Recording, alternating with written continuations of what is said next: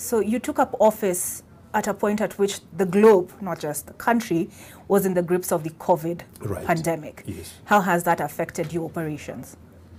It has been a major change, particularly because we are not used to operating with masks the way we are doing now.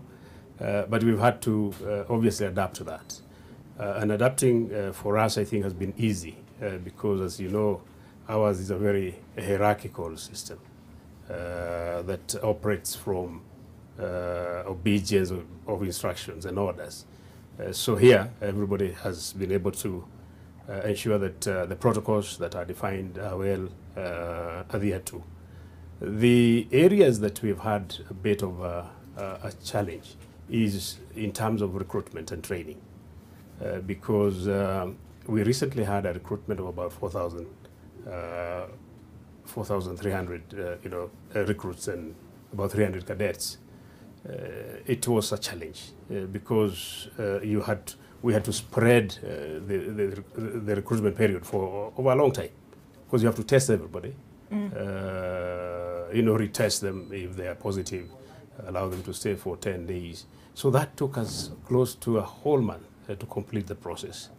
The other challenge is how do you train up 4,300 personnel inside a cantonment that has other people who also stay outside. So we had to change the entire dynamics, ensure that those who train them also become confined in the training institution. So you create a bubble where nobody leaves, and if they do leave, they'll go and come back tested, quarantined, and it has worked. It has worked well. You get a few, positives, but it has worked well. Have you suffered any fatalities? We have suffered a few fatalities, not many. I would say below 1%.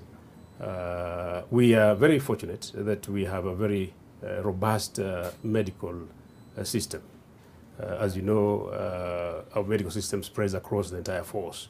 So we established a facility at Kabete, at the Kabete camp here on Wayaki Way, and one at Langata.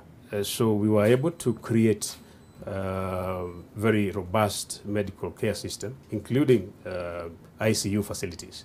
So we've been able to save a lot of our people along the way. Okay. Yes. All right. You brought up the issue of recruitment and the challenge that COVID-19 posed in that exercise. Right. Another challenge that usually comes up around recruitment is concerns around corruption. Exactly. Yeah. People either posing as military officers, telling people, send us this amount of money, we'll secure you a place. Absolutely. How are you dealing with that, or how have you dealt with that? We realized that this problem within the military does exist. A few rotten apples have had to be caught up. Right now, I'm dealing with about 13 cases. We realize we need to be more tougher with this behavior.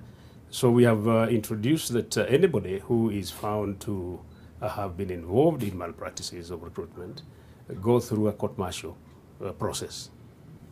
So we have taken this 13 through a court-martial process. What does that mean? It means that you go through that process and you go to jail. In addition to being fired and dismissed, you also pass through the jail. Okay. Yeah.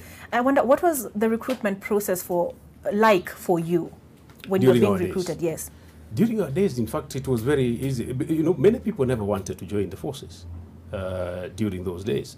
For us, as I said, who are socialized within a military environment, were very, attracted to the uniform, to the way the military looked, and therefore we joined.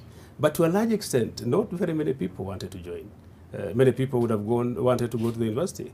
I actually had to run away from Form 5 in Nyeri High School to join the military. My parents didn't know that I was joining. So were you required, I don't know, did they test your speed? Were you required to run around? I hear they count your teeth. Yes, they do. Does that still happen? It does happen, and this is important. It is important to the extent that the moment you join the Defense Forces, you have to be able to be fit as a holistic, to the extent that when you leave, you also go through a medical board. And so that if there's anything that has happened to you during your tenure here, whether you did 40 years